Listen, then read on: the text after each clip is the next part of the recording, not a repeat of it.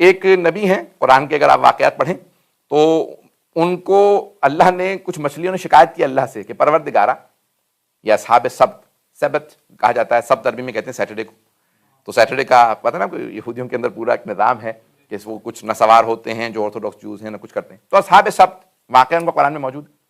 مچھلیوں نے شکایت کی کہ پروردگارا یہ ہمیں پورا ہفتہ شکار کرتے رہتے ہیں، ہماری نسل ہی نہیں بڑھ رہی، مارتے رہتے ہیں ہمیں مسلسل۔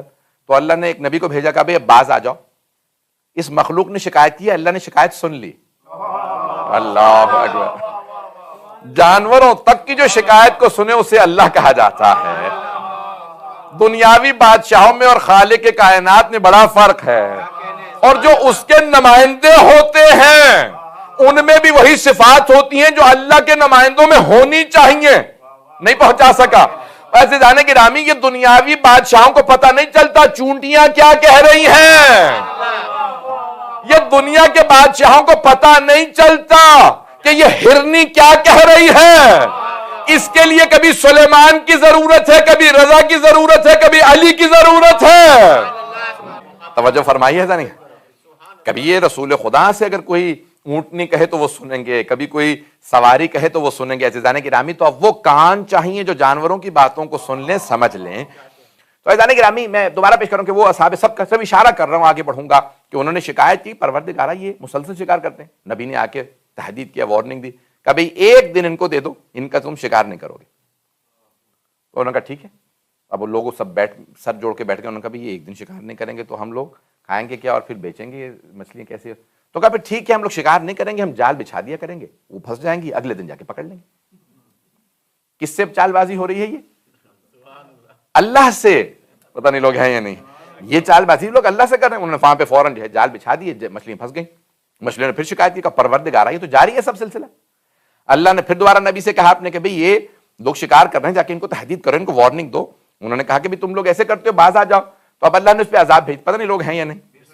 اصحاب رس کا دیکھ لیجئے، اتنے واقعات ہیں میں سنا سکتا ہوں قرآن کریم کے اندر، تو ایک ایک بات پہ امتوں پہ عذاب آ گئے، ایک ایک گناہ پہ امتوں پہ عذاب آئے۔ انہوں نے وزن صحیح نہیں تولا، انہوں نے مچھلیوں کا شکار غلط کیا، اصحاب رس کو بندر بنا دیا گیا، کسی کو کچھ بنا مس کر دیا گیا، ان کے کانوں کے پردے پھٹ گئے، ان کو چیخ بلند ہوئی، بھئی مختلف طریقوں سے مرتے چلے گئے، عذاب آتے گئے۔ وہ تمام گناہ جو اللہ نے قرآن میں گنوائے ہیں، وہ سارے اور ان سے بھی زیادہ گناہ امت محمدی میں ہیں۔ نہیں ہے لوگ، وہ تمام گناہ اور اس سے بھی زیادہ ہم لوگ کر رہے ہیں، مسلمان کر رہے ہیں، یہ امت محمدی میں ہو رہے ہیں، لیکن عذاب نہیں آ رہا۔ جانتے ہیں کیوں؟ کیونکہ سورہ انفال میں ایک آیت ہے، جناب امیر نے نہج البلاغہ پہ اس آیت پہ خطبہ دیا ہے، نہج البلاغہ میں موجود ہے۔ میں آیت کو جلدی سے صرف پیش کر کے ترجمہ کر دوں گا، اور اگر آپ پہنچ گئے تو آگے بڑھ جاؤں گا، نہیں تو پھر تھوڑی سی وضاحت کروں گا۔ تو اب یہ آیت ہے کہ وما كان اللہ يعذبهم وهم وانت فيهم، اے میرے حبیب آپ کا اللہ ان پہ کبھی عذاب نہیں کرے گا جبکہ آپ ان میں موجود ہیں۔ وما كان اللہ يعذبهم وانت فيهم، اے میرے حبیب اللہ ان پہ کبھی عذاب نازل نہیں کرے گا جبکہ آپ، اے میرے حبیب آپ ان میں موجود ہیں۔ تو عذاب چل رہا ہے رسول خدا کی وجہ سے۔ وما كان اللہ يعذبهم وهم يستغفرون، اور اللہ ان پہ عذاب نازل نہیں کرے گا جبکہ یہ استغفار کر رہے ہیں۔ کچھ لوگ تو پہنچ گئے۔ نہج البلاغہ میں مولا کا خطبہ ہے، فرماتے ہیں دو چیزیں اللہ نے گنوائی ہیں قرآن کریم میں جن سے عذاب ٹلتے ہیں۔